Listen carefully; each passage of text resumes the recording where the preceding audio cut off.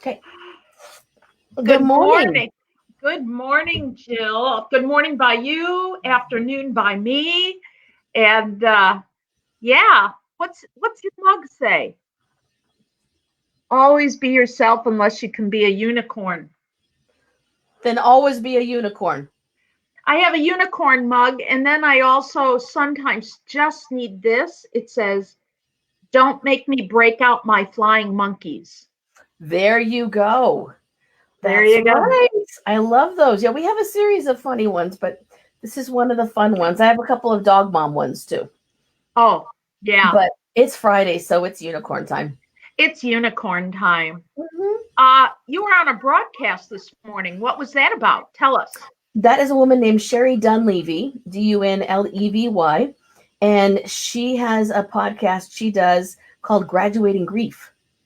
So she and I sort of actually totally look at grief in terms of you get to the other side of it. Yes. She lost her son a number of years ago and was a broadcaster on network television, I believe. And she lost her son and kept going. And then she got in touch with her grief, and then she worked through her grief. And now she's recreated her life around helping other folks who have been there and done that find their way back out of it again. I love that. I mean, I do too. I always say we teach best what we need to learn and what we're passionate about. And if it gives you joy in learning and reaching out to others, that is, how does it get any better than that? I think we should see if she'll come on here with us, because she's totally the same. In fact, she mirrored your words this morning. She said, you got to be able to find your joy again. And I had to find a way to give back, which of course is, we know one way of people moving out of the grief process is the give back. Exactly. I mean, it just, if you think of grief as energy, just as an energy unto its own, moving energy rather than being stagnant, and even sometimes moving forward, sometimes moving back. You and I have talked about that in myriads of ways, and that's why you and I talk about grief, because we can talk about it. People will hear it differently. I was giving an example of something else to you when I was chatting. It's like you have to be able to talk a couple different languages, and no one language is correct, right, or wrong. So although some people's realities would have you believe it's always wrong or it's right.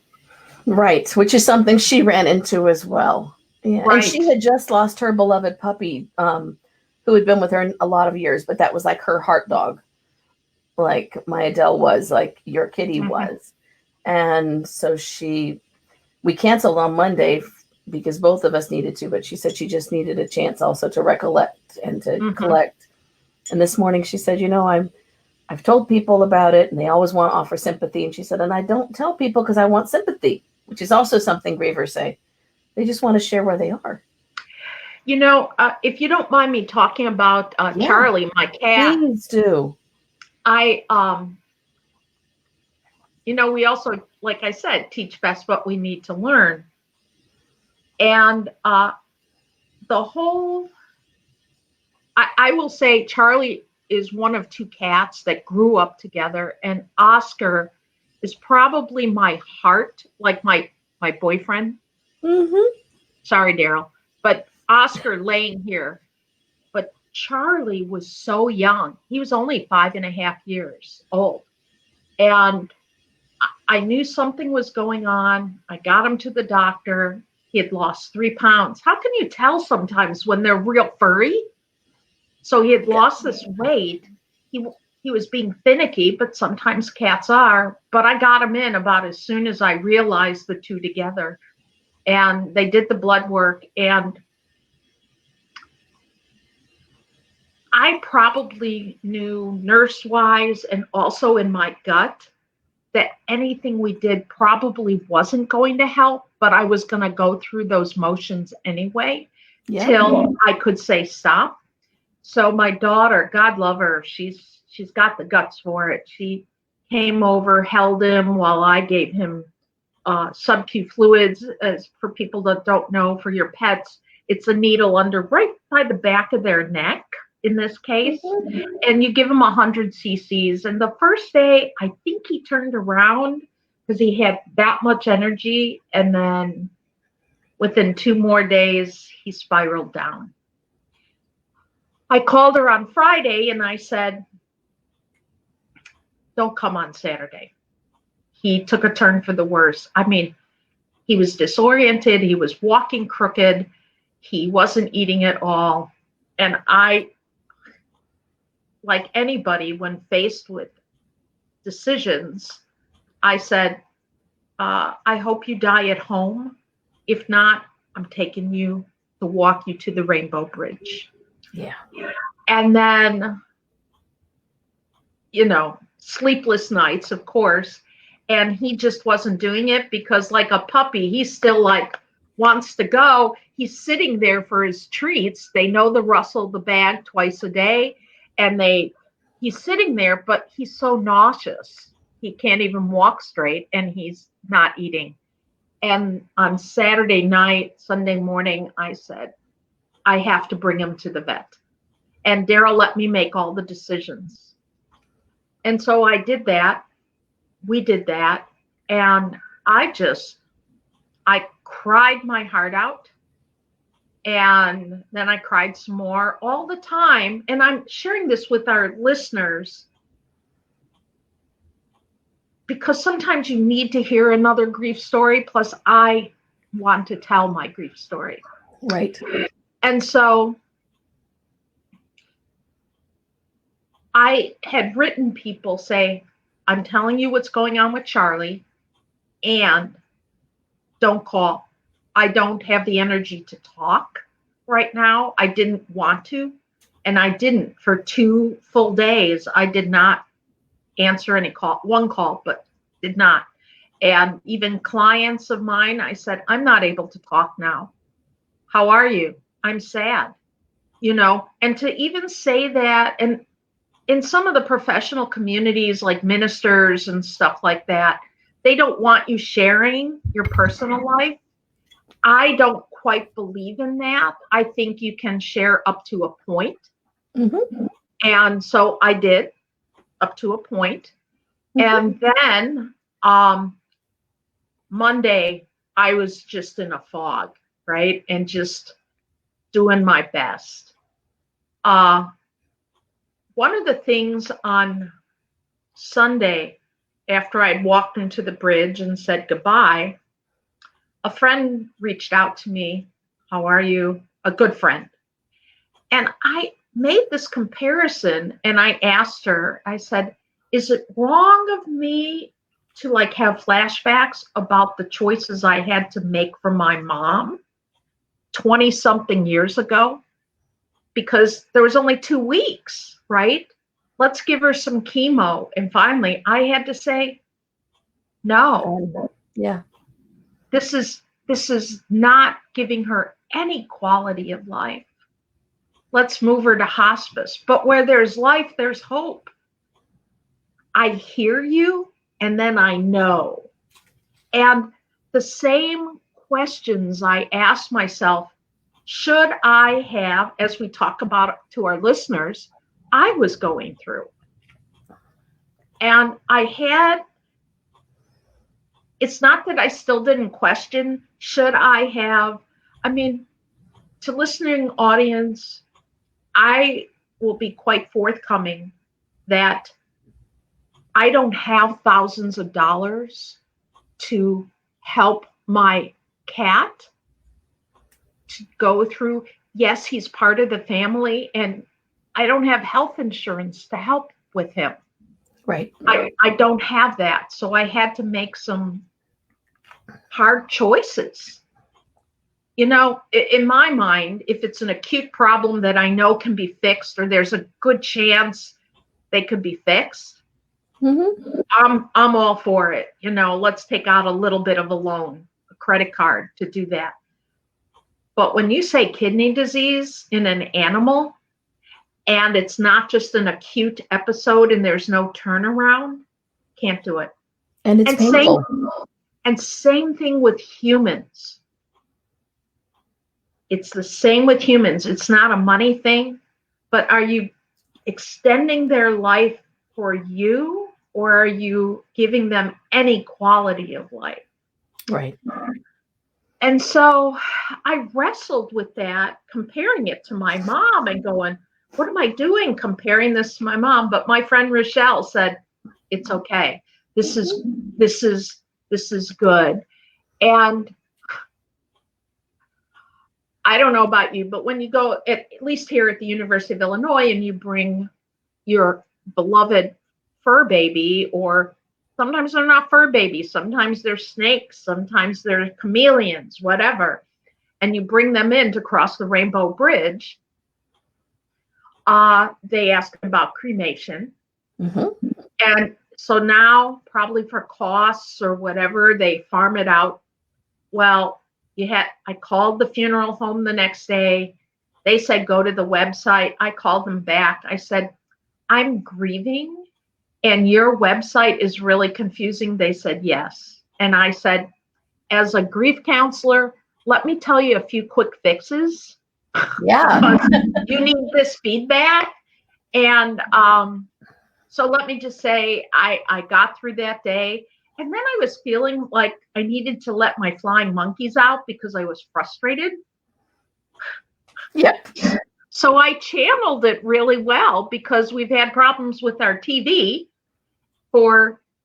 since we bought it. So I called up the company and I said, I'm pretty upset and I'm not taking this out on you, but I want you to hear in my voice. So I just looked like, wow, I channeled my flying monkeys in a really healthy way. And they should be getting back with us about getting a new TV. So, and every day, just like you talk about Adele, all of a sudden, I just started crying. It just bubbles up. And when I think about some of the images and saying goodbye, this is how Facebook worked really well. I know people say, oh, blah, blah, blah, blah, blah. Go ahead. Share my images of Charlie. Okay, fine. With the world. It's not like porn. Right. So it's your kitty. They're my kitties. And so I use that as a way to grieve. And I posted when he was little and when he was older, doing stupid stuff. And then I did something else that I've never done before, Jill. Each person that wrote something, I imagined seeing them as best I could. Or I sometimes I actually said, who's this person? And I looked them up and I thanked them silently. Every emoji, I care, sad face, heart, thumbs up, whatever. It was a connection. I took every one of those in and I made sure to thank people. This is Facebook at its best, for supporting, for loving, for being. Seriously, how does it get any better than this? Facebook has a real place when it comes to grief and loss, if it's used properly. Right. Now, for the folks who have to rush up and put something up without the family getting to first, no bueno. No. Yes. But if you are reaching out and saying, I just had a tremendous loss in my life and I just want to share it, and what you get back are all the feels. Mm-hmm. And you can just imagine those arms around you, because especially right now, none of us can. Or you can imagine the color that represents them, or the sensation or the scent that represents them. It really brings it home and helps you share that loss. It did. And another really close friend sent me flowers, and another one sent me a condolence card. And it just sort of made it real, as opposed to, much like others, 15 years ago, I would hide my grief. So, because we were supposed to. That's what we're told, because right. You don't want to make anybody else feel bad. And you don't want to talk about a pet loss because then you're comparing to a person loss and somehow that's bad. But pets who are part of the family, it's a person loss. It's a fur person. And then, and many people know this, you probably do, how is the other pet going to grieve? One doctor told me, oh, they don't. This was many years ago. And you know what I did? I didn't dump the ashes, but when the cremains came of Runt, I had Shock and Runt grew up, not as littermates, but together. And Chakra, I put the bag right there and let him lay next to the bag if he wanted. He went right up to that bag. He rolled back and forth and he walked off, and he was not clingy or weird after that. It's like he had closure. So I will do the same for for Oscar, that is here. Oscar was in a bad mood, like, don't touch me. You haven't brought him home. He still will, he'll look for him at treat time. Mm-hmm. And he'll meow after that. For a couple days, he's been real clingy. And I keep pointing over there because that's where he is. He's sleeping. So we'll see what happens in a couple weeks. Yeah. And for those who are watching, if you've lost a beloved fur person, it's a loss and it counts, and share it and tell people you're missing them. Mm-hmm. Yeah. I shared with Sherry on her podcast this morning that my screensaver is Adele. So every morning when I open my laptop, her little eyes and nose are looking at me. Mm-hmm. Mm-hmm. And lots of days it makes me smile, and some days it makes me twinge, because you know what? You miss them sometimes. And right now it's just so recent. All of you are still looking for them around the house, which is normal. And it's also normal. People say, am I crazy? That's usually they start with, am I weird or am I crazy? Mm-hmm. You know, what I have seen is like, did I just imagine a swish of a tail? Right. Did I just see something? I don't know. And what does it matter? If it's real, it matters. And it's real to you, so it matters. Right. Right? Right. Yeah. And just like, and I do mean this, just like loved ones, when you're used to being greeted and that stops. It's a hole. It's a hole, and you feel it when you walk in, or it's dinner time, or it's treat time. Mm-hmm. And that hole is like right here in the middle of your chest or on your back or wherever it is, and you massage it and you give them that love again. Mm-hmm. Grief is a process, folks, and you got to talk about it. And it's a process to grow through, not just go through, but grow through. So, yeah. And it lets you share that love with somebody else eventually. You're sharing it with your remaining one, and Oscar needs that right now. Yeah. Yeah. I talk to him like a person, and I go, hey, buddy. So, yeah, he's my, what do you call them? Spirit animal or familiar. Yeah. That is Oscar sitting right here. So. Exactly. I'm glad you're doing cremation and being able to bring him home. Mm-hmm. Yeah. That's what I'm doing. Yeah, up on the shelf behind me are the paw prints of 3 of ours. Because in this area, when you do a pet cremation, they make a paw print impression, as well as make a little box and put the name and dates on it.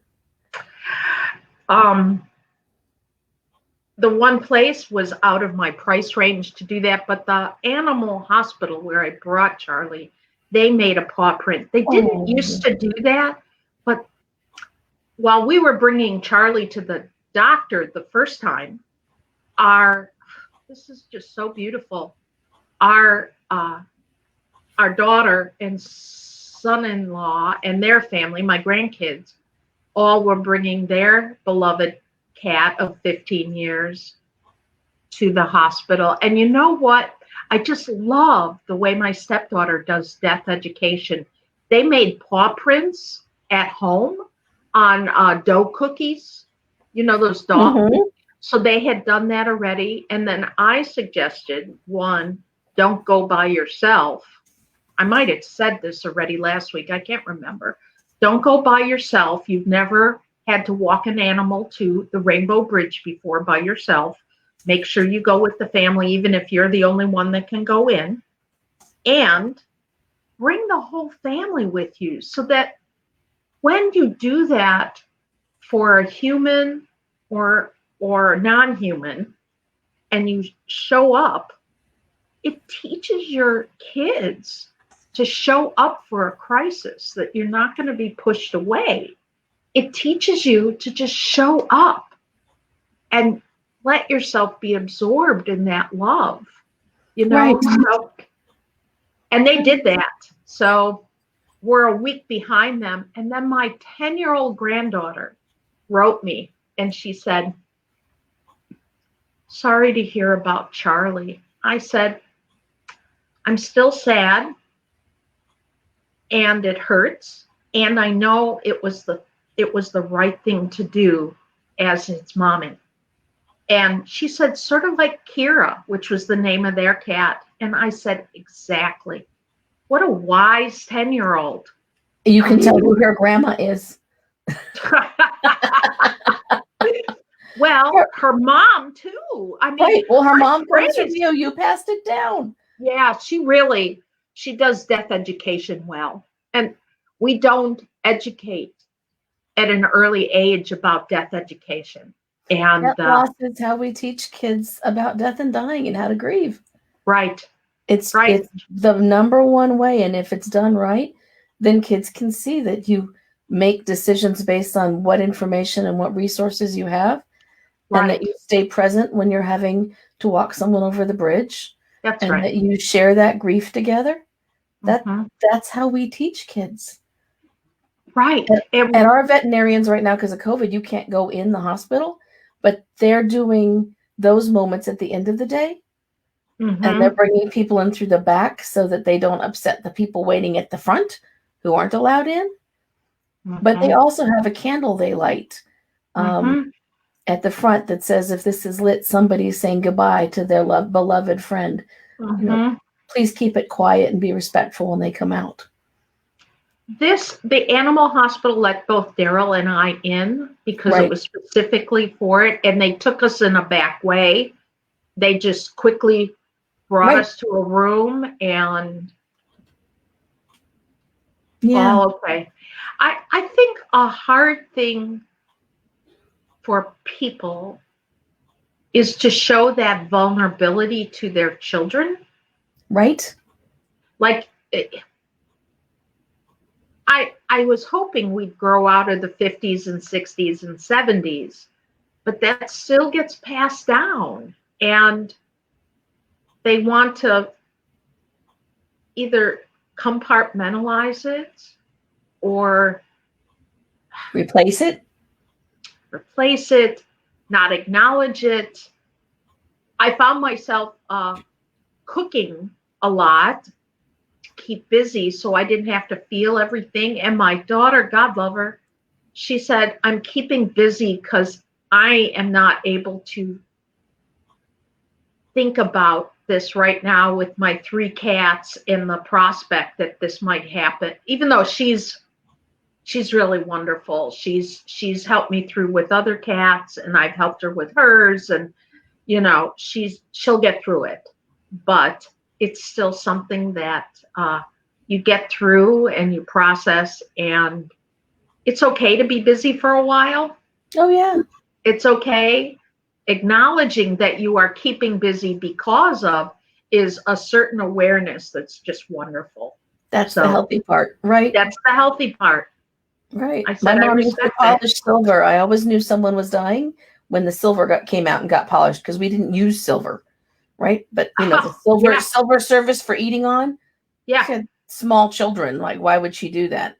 But if someone was sick and dying, then the silver came out. But so did the conversation. Yeah. This is why we're doing it, right? Yeah. That's how you do it. I am so glad that you and your daughter can share that together. We can. And my stepdaughter, Stepson, maybe not as much because he just doesn't do grief that way, you know. So, yeah. Another thing that happened, another loss. I know I told you about my friend that's in a coma. And when I first heard it, once again, and I got the news about Charlie, I yelled at my friend in my head, say, look it, you cannot die. I cannot handle two losses just like that. Do not die. Do not die. You know, I'm like, you have no permission. You have no permission. You're going to piss me off, and you don't want to piss off the clown. And while I make jokes about that, hey, like other people don't talk like that, they do. It's normal. It's normal. Yeah. No dying today. My girlfriend's group has lost a number of parents in the last 12 months. And so now it's, okay, you got to tell your mom, no dying. We've had enough of that for a while. We need to go like at least 6 months without one of these happening again. Right? As a nurse, how many times on the floor you'd literally have to be in an 8-hour shift with 2 people transitioning, and you've pronounced them, which means a lot of extra work. It's all this, and finally you literally go, not one more person on my shift. Please wait 15 minutes. While it's dark humor, and yet imagine those people, those nurses, those staffs, those doctors having to say goodbye to COVID patients over and over and over. They're psychologically, I mean, the dark humor, yes, but after a while, dark humor poops out. Yeah, they are struggling. Really struggling with a trauma. This is traumatic. People do not realize what is going on with those healthcare workers. Right. You know, we all say, well, there's no hospital beds. If there are no hospital beds, that means those staff are overwhelmed. I was at my doctor's office yesterday, and there's one nurse left in an office that has 5, and there are no doctors left where there should be 2, and there should be 2 researchers there, and there are none. Everyone has been deployed. They said that 3 or 4 clinics had been turned into hospital beds. And all of them are facing one loss after another, which is also part of loss of their identity, because they are, even in ICU, where there are a number of deaths, they're not used to this level and this frequency and this intensity. Yeah. And they're used to having families there, so they can bring the family in and let the family say goodbye. And now they're by phone. By picture. Tablet, right? I know. And it's part of their whole being. Long-term care, you expect it. But like I was saying, you have 2 per shift, and you're like, and they're older. It's like, once again, you put into like priority. Even with Charlie, he was a baby compared to my 15-year-old cat or whatever. This is a baby. This is too soon. Imagine with family members. And it's an out of order death, and those sting more. Exactly. Even though they all sting. Yeah. Right. Yeah. And to have that over and over, you're like, go ahead. Even our long-term care facilities, you know, when we have 20 and 30 people who die in the same facility inside of 2 weeks. Yeah. Nobody expects that. Exactly. Nobody. You know, I wrote about this in a story in another book, but you know, back in the day when I worked in the hospital, part of it was the cancer clinic, hospice, dump floor. That's where we were. And it would be nothing for me to be in one room joking with a patient, go into the next room, that would be hospice, go into the next room, put a body on the cart, and then go to the next room and have to joke again. And you feel like you're in this weird emotional pinball machine, but you shove your feelings for protection. And you find a way to cope with that. Imagine. And that's where hospice humor comes from, because that's how people in hospice cope. That is exactly right. And that's how ER nurses cope, and ICU nurses and staff cope. You develop a specific form of humor to what you're experiencing, and it's dark and satirical, but it takes the edge off and yet joins everybody at the same time. Exactly. So, you know, for our listening audience out there, this is part of life, and the fallacy that you go through life, you know, like this, there's some deep lows. And how can you pick yourself up? How can you let others pick you up? How can you let yourself let others pick you up? And I think it's all just super important.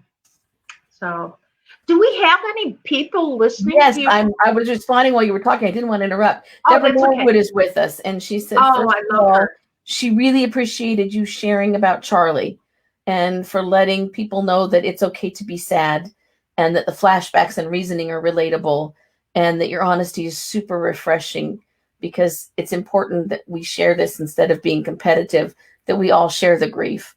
And then she loved that we are recognizing the cleaning up and how we do things. She says furious cleanups and reorganizing are one of her coping mechanisms, which is mine as well. I had our living room and downstairs painted 2 days after my wife died, so it would look nice for the reception.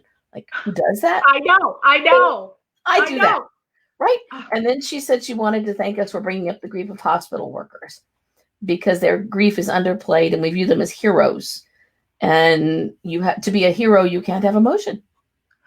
You know, Superman doesn't cry. Right. Yeah. You know, that's a great title of a book. Superman Doesn't Cry and Other Fallacies of Life. So Debra Norwood is an amazing woman.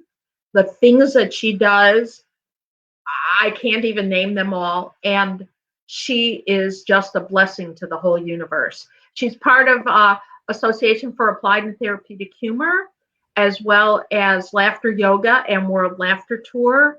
And so people who are in those, it's like a stand-up comedian sharing their grief. You know, how can you do that? How can you keep it real while still uplifting? And I think sometimes you just back off completely. Like I had written, people said, I am not able to talk, text only, not able to do this. And it's not setting up boundary lines. It's not blocking people. It's not, doing all this stuff. It's being honest with yourself, what you are capable, not capable at that moment, knowing full well you will go back to some, I don't want to say normal, but you will go back to an integration of loss. And that's what we're trying to do. That's what we try to weather as human beings, is integration of loss. Which is why we titled this Humor, Grace, and Grief, because part of that integration is being able to laugh, being able to find humor. Organic humor, as you point out, needs to be real, not forced. And we need to have the grace to integrate it into our lives and our world and how we do things and our systems we set up. And we still need to be able to grieve and say it out loud and not box it in and have it received well. So that if you're talking about I miss Charlie, or I'm saying I miss Adele, it doesn't become and oh, I'm so sorry, it becomes, wow, that's such a big loss. Thank you for sharing it. Yeah. That's what grievers need to hear. Yeah. Thank you for sharing. Or, my heart supports your heart. I'm sorry. I'll tell you, I absolutely had a meltdown one day when I kept hearing, I'm sorry about your mom. I'm sorry about your mom. If I heard, I'm sorry. That's I know. common. People are like, if I hear it one more time. I know. So a friend explained it to me when I said, if I hear that one more time, we were at church. I will be as ununity-like as possible, right? Right. And she said, people say that because they don't know what else to say. Right. So, people don't know how to describe dying. And one of the best, do we have a couple more minutes? Oh, we do, yeah. No, okay. One of the best ways was Robin Williams and Patch Adams. Yes. Talking to the dying man who didn't want to talk about his dying. And he was saying, pushing up daisies, and doing this and doing this. And he just was rattling them off. I think I'm going to have to make a rap song or something about expressions to use for dying. Yes. When they're dead, when someone's already dead, here's all the things you can say, and maybe put it to a little music, Jill. And make it some humor, but make sure you're careful you use it around. Some people don't like it. But yeah, in fact, when my first wife was being told she was at the end of life with her illness, her pulmonologist, who knew her as a nurse, so they had that relationship, said, you need to start getting ready. You're going to be pushing up daisies soon. Nothing more I can do. Exactly. Reality. It is reality. You got to talk about it. Yeah. Yeah. And I was lucky enough to buy this little pamphlet book when I was, I'm going to say it this way, when I was touring in Saskatchewan and Saskatoon, doing humor and laughter when I was touring. I love that. And this one guy at an AIDS clinic had written this little booklet on, don't say this to me. Don't say I'm sorry. And he wrote all these things. I should dig that out. Where is it? You should put it up. Yeah. So, yep. We should learn from people who have faced it. Debra says, love the distinction, organic humor. I call it humor for peace. I love that. Yeah. I had a question. On Facebook, it gets old to say condolences. How do we express more than expressions? But the serendipities, you were thinking about that. How do we express it? Because I usually either feel a death or a loss in my gut or in my heart. Mm-hmm. And so I like to come from those two places. So the grief groups that I'm part of, when I do write in, I'll say, my heart is supporting yours. I stopped saying, I'm very careful about this. I don't like to write to people, my heart breaks for you, because your body listens to that. Mm-hmm. And so I don't want to put that energy in or out. So I'm saying, I cannot imagine how you are feeling, which is accurate. Mm-hmm. My heart goes out to yours. Mm-hmm. I often talk about the heart. I will talk about, oh my goodness, I can feel that blow, which I can. I felt it in my gut. So quite often you'll see things like that, or it is totally okay to say, I have no words. Mm-hmm. Deb likes, love, my heart is supporting yours. Yeah. And, putting that out, and that's something I do. I will pull together some expressions that other people. Yeah. I usually say things like, my heart joins with yours. Yes. Sometimes celebrating. My heart hurts with yours. and I'm here to stand by you. And I frequently will frame it as how lucky they were to be so loved by you. Absolutely. Which is kind of a take on the traditional Jewish statement that is said when someone has died. But it's my May own their memory be a blessing. Right? It's always best said with a Yiddish accent. Yay. But you know, I'm there with you. I don't know what you're feeling, but I'm there to stand by you. But my goodness, what a legacy they've left in you. Which even saying room for the pain. What memories? You know, someone posted the year anniversary about their dad's death, and I said something to the effect, my heart goes out to you as you go through memories today. I like that. I mean, and you know, when Charlie died and you wrote hugs, only hugs, that meant everything. That meant I was doing this from this world. Right.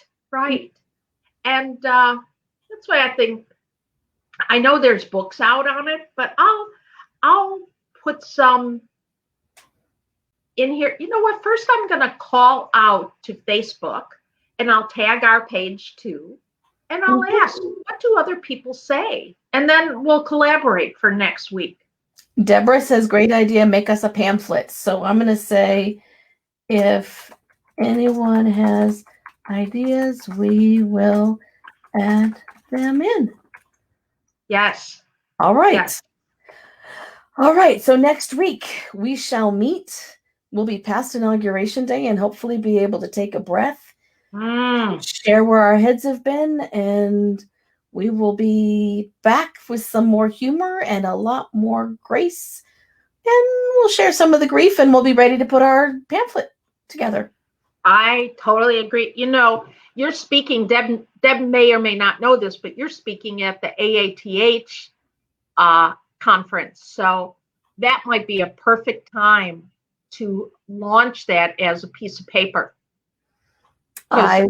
You and Deb Price. Mm-hmm. Yes, I will suggest that to her. I have to email her tonight. Yeah. So, yeah. Good idea. All right, dear. All right, guys. I will see you next week, Deb. Everyone else, we'll see you on Friday of next week, 10 a.m. That sounds wonderful. Bye, everyone. Bye. Have a good week.